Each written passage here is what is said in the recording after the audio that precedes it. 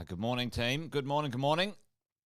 Jumping on a little bit early today, team. I was wondering if a few of you would be up and about, but there's a couple of you, so that's great. Hey, Chris, James, and Alison. Good to see you this morning. A bit early. Welcome to another Wealth Coffee Chat. I've got an appointment at 8 o'clock, so thought I'd just jump on for maybe 10 minutes now. But normally we would be doing this at 8:05, but there you go. Good to see everybody here.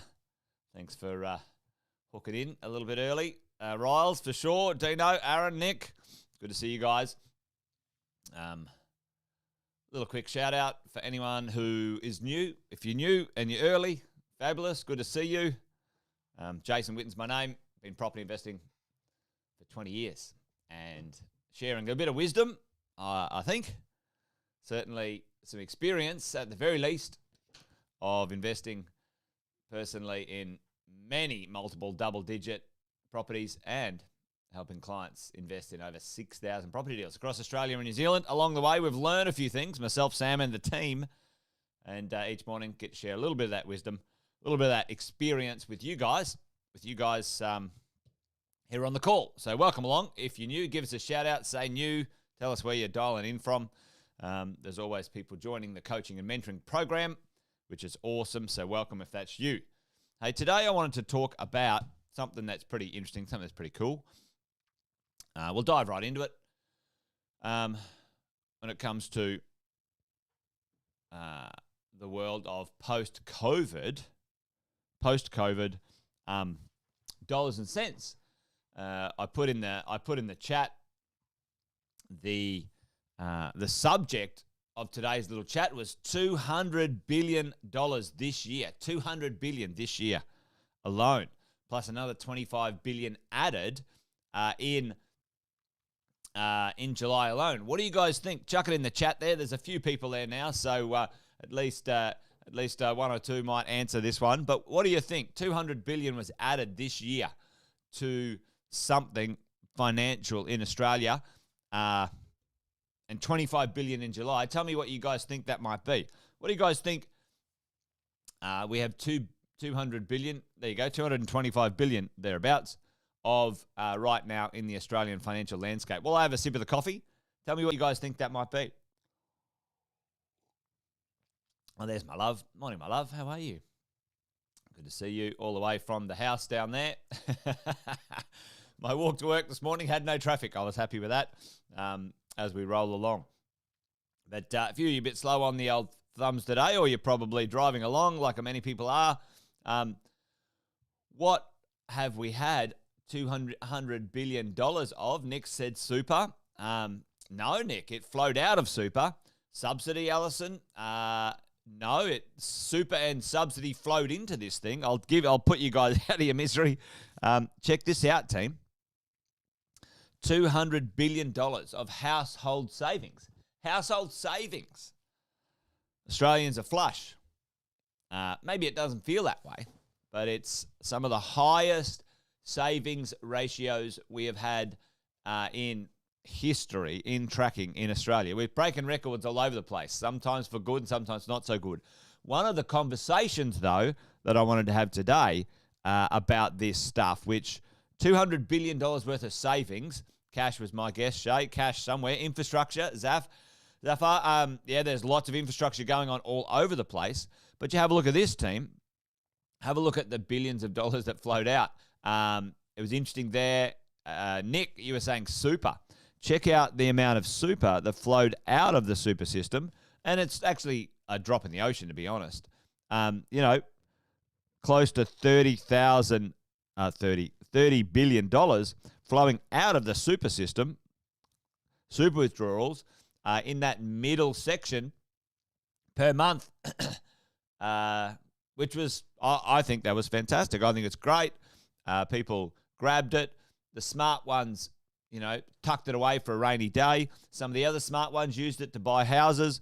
You name it. That happened. And for the most part, lots of money flowed out into the system for us, consumers, JobKeeper, you name it, came out. and people squirreled it away. We're here right now. And that worries a few people. The money coming out of the system to the general public. Now, there's a few people certainly having a hard time of it. That is for sure, team. That is for sure.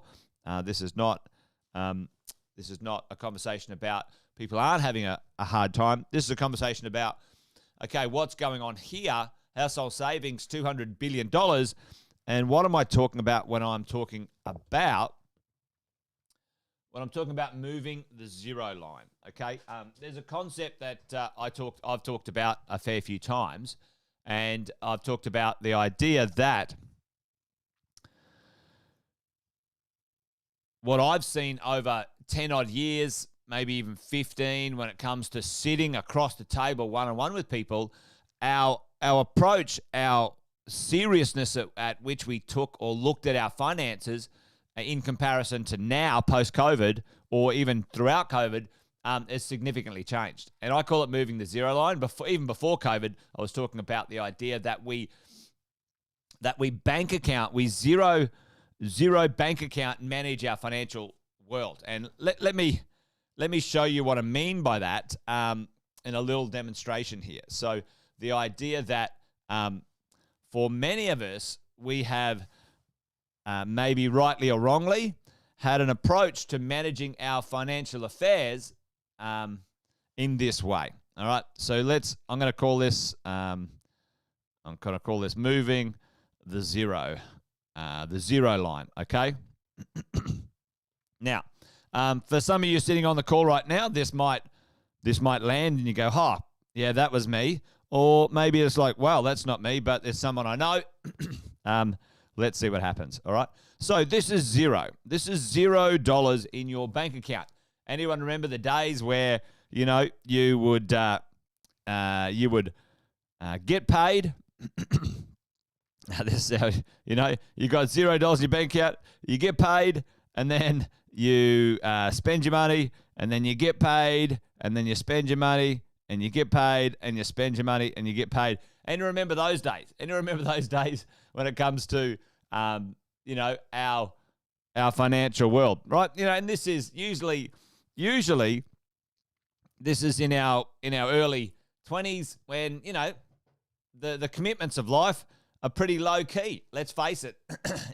All you've got to do is pay your rent, buy some food and some drink, and maybe put some petrol in the car. All right, that's the sort of thing. So we set up a pattern.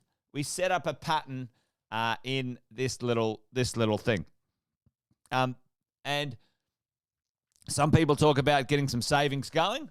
But what I find is a lot of people fall into the trap of, like, if you're at zero on your cash, why don't you just get a credit card? All right. And I hear this all the time. Oh, I've got a credit card for, tell me what it's for. Oh, emergencies. All right. Well, a credit card for emergencies. All right. You get a $10,000 credit card. So you're negative 10,000. So what happens now, in most people's lives, is they go, all right, well, I'll spend. Oh, I'll get the credit card. Oh, spend. Oh, I get the credit card. And what happens is we spend a lot of time under the zero line. Okay? Not on zero, but negative in our cash position. Okay? Which is not a great look, team. That's not a great look. That's not a great outcome for you or your money, or more importantly, to borrow when we want to borrow. All right? Here's the way we should do it. And maybe many of you are already on this already. We're going to move the zero line, team. We're going to move the zero line. I'm going to move that, actually. Give me a bit more space. I'm going to move the zero line. We're going to move the zero line up. This line now becomes our new zero, and that line becomes your buffer, all right? I always say at least 3 months of your family's expenses. If that includes the mortgage and whatever, then that's fine. At least 3 months All right. And preferably 12 months that your family can get by without zero income coming in, okay? Depending on the risk that you're taking, where you hang out and whatever, okay? So 3 months to 12 months. So let's say that is $15,000, $15K for 3 months. It's $5K a month, okay? Now this becomes your new zero line, team. $15K in savings or buffer, okay? On top of your properties buffers as well. So it's got to be on top of, plus the extra $5K per property, okay? And now this becomes the new zero line. It's a positive 15 zero line. It's a positive 15 zero line. Everyone hearing me loud and clear. So now we're in a much better position. We earn actually, it's not a very good color, that one. Let me get rid of that one. All right, money comes in. Let's do this. Let's do that color.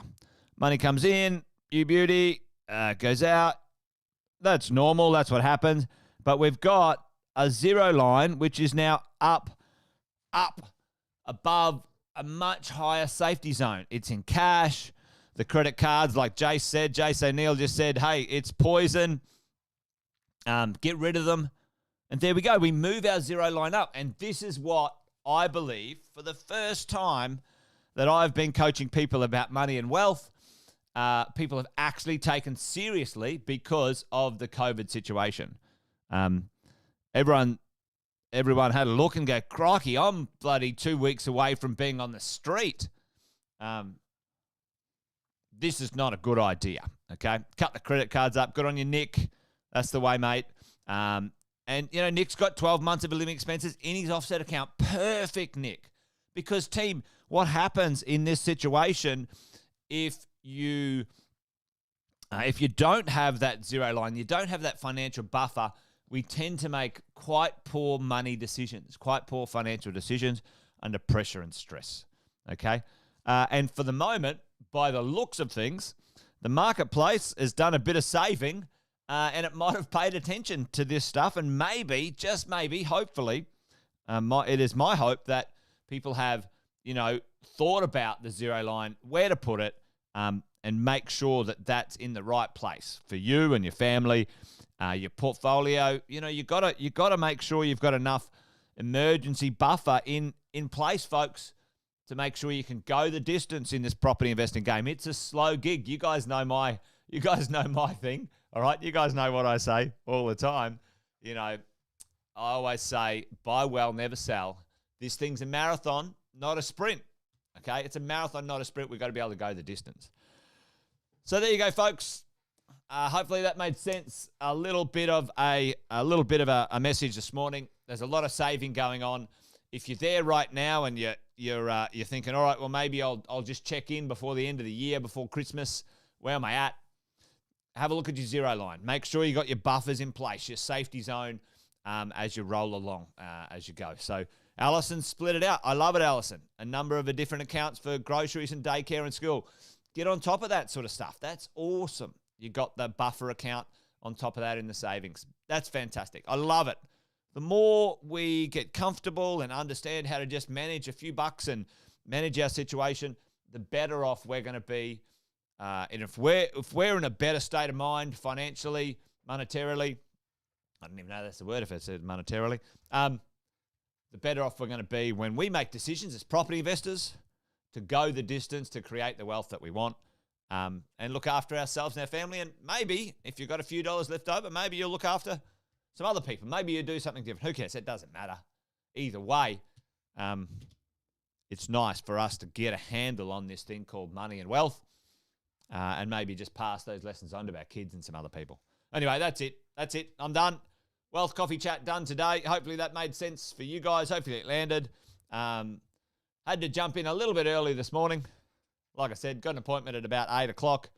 So I'm going to go off and do that. But join me tomorrow around about 8:05. Normally, 8:05, we do the little lives. and we hang out and have a good time and maybe share a little bit of the wisdom. All right, gang, you guys take care. Be awesome. Be well. And see you tomorrow.